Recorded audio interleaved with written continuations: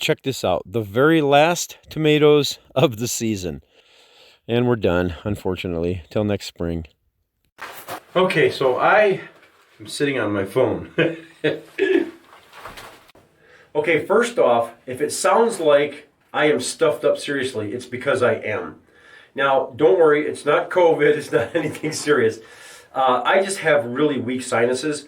When I was young, I had sinus surgery and everything done, and I just have really bad sinuses. And I was bringing in all of the gravel from the old greenhouse and spreading it in here, and the dust was just kicking up like crazy. And like an idiot, I didn't wear a mask, and I should have, but I didn't know it was going to stir up that much. But I get this when I'm around dust, and whenever I'm working like in the garage, sometimes with the wood and stuff like that, if I take my mask off too quick. But I'm all stuffed up like that, so just ignore that in the video. I'm not sick, I don't have COVID, I'm going to live, and everything will be fine. So last night, we had our first good frost. It got down to 25 degrees here.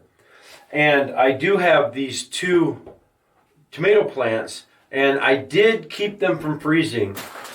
Okay, so you'll notice that I brought this bench back in, and this is the one that I had in the old greenhouse. And it's been sitting outside for a year.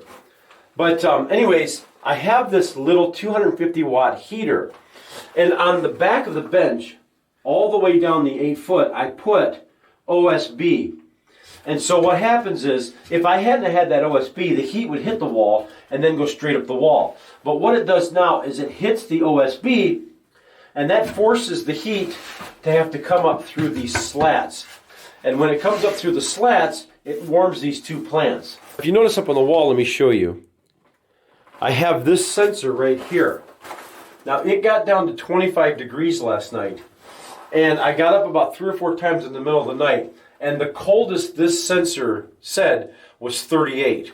So the heat was rising up 25 degrees outside, and this stayed 13 degrees warmer than the outside temperature. So it kept my plants from freezing, and it did an exceptionally good job. You'll notice that they look, let me get it back down here. You'll notice that they still look pretty good. They look nice and healthy.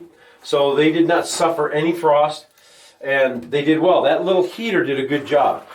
So this thermostat here, it's called a ThermoCube. And what it does is you plug this into the wall, and you plug your heater into it. And it's got a little thermostat in it. When the temperature reaches 35 degrees, it puts electricity to it. It charges it. In other words, it's off. If I plug it into the wall right now and I plug something into it, it won't work. When the temperature gets down to 35, it turns on. When the temperature gets to 45, it turns off again. Now, there is one catch to using this. The first night I tried to use it, I have an extension cord coming from the garage, and it's a good 80 feet or so. But I've got a 100-foot cord attached to it. It would not work. The first night I plugged the heater into it, it never turned on. I couldn't figure it out. So I went back to the hardware store, and I got a different one. I told them that it was faulty. And I got another one. It happened again. And I thought, that just can't be true. I was talking to a friend of mine who's an electrician, and he said, well, that's because you're plugging it into a 100-foot extension cord. Something has to do with line loss or amperage. I don't know anything about electricity. But he said you can't plug this into the end of a 100-foot extension cord and have it work. So he told me to plug this into the outlet in the garage because the garage isn't heated. So I plugged this into the outlet in the garage, plugged my extension cord into it, and then run it out to the greenhouse. And I'll be doggone, it worked last night. It got down to 25. This kicked on when it was, I don't know, in lower 30s. This kicked on, and my heater kicked on just fine. So I don't know. It blows my mind. I don't understand electricity well enough to know why that did that.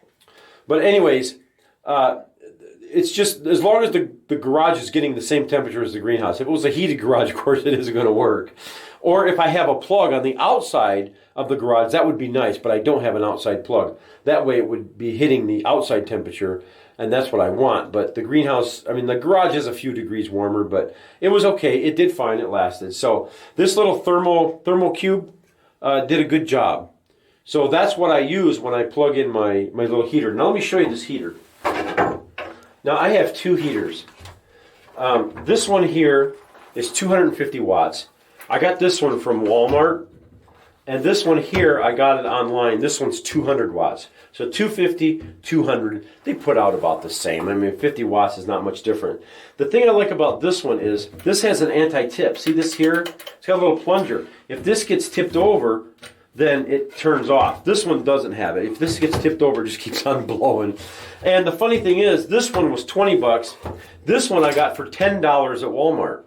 So this was a much better deal. It's a screaming deal. It has an on-off switch, but I keep it on all the time because it gets plugged into the extension cord that has the ThermoCube on it. So this is a good one, 250 watts. Okay, so lastly, I have this really funny story or incident that took place.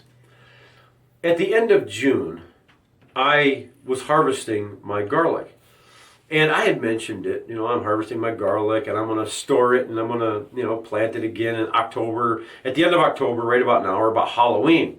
And I was mentioning to an old-timer friend of mine, lives across the street here, and he's a gardener too. And he's like in his 80s, really good guy. But I was telling him about that. He goes, why are you waiting until October? He goes, just throw them in the ground. They're going to be fine. And I thought, well, wait a minute.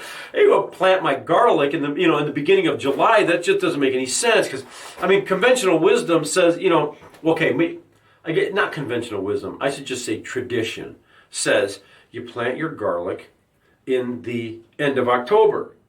And he goes, I just throw mine in any time in the summer. It does just fine.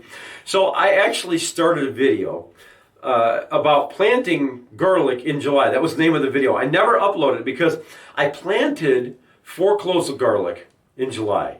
And I thought, let's see what happens. So in the beginning of July, it was like the 1st or 2nd, I planted 4 cloves. I watered them, nothing happened. I watered them for 2 months faithfully. Nothing happened. Nothing ever came up. I'm like, well, that just blows because you would have thought that being warm that they would have sprouted and taken off. Well, they didn't. Now that it's been cold for a week, it's been cold for a couple weeks actually in the evening or at night. It hasn't been freezing. We just had our first frost. Now that it's been cold, let me show you what happened in that bed over here where I planted those. And I stopped after about 2 months of watering. I just stopped. I said, forget it. I'm just not going to worry about it. They probably rotted and died. Well, let me show you this bed right here. So check this out. Look at what's coming up right here. Can you see this? This is the garlic that I planted and then just said, forget it. At the end of August or beginning of September, I said, forget it. That was like 2 months ago. And look at what's coming up. The garlic is coming up. I planted this in the beginning of July. And I'll be doggone if he wasn't right. Throw it in anytime you feel like it because it's just going to come up when it feels like it. So this is another one of those strange deals where, do you follow along like sheep and just do everything the way that everybody else does it? Or can you mix it up? Can you do things differently? So what I've decided to do is that next year in July, I'm going to plant about 10 or 12 cloves in one special spot of the garden and see what happens. Because this might be an anomaly, I don't know. But I certainly wouldn't want to plant all my garlic in July because, I'd still have to water it still and, not let the bed completely dry out. So, October's always worked for me, and so I'll just continue to do that. But I just want to see if what he says, just don't stress it. Just throw it on the ground and don't worry about it. You're stressing too much, Tom. That's kind of what he was thinking. So I said, okay, all right. So next year I'm going to throw a bunch in the ground, in the garden, and see what happens in July. But I thought that was interesting. So I'm not sure what the deal is. Could be just because it got cold, or maybe it just takes a certain amount of time for it to sprout. Because when you harvest it and you put it in the house, it takes a few months for the greens to start sprouting through it. So it might just be a time thing. So it could be that you throw it in the ground anyways, and it's going to sprout automatically, come October, November anyway. So it could just, I think it's just a time thing.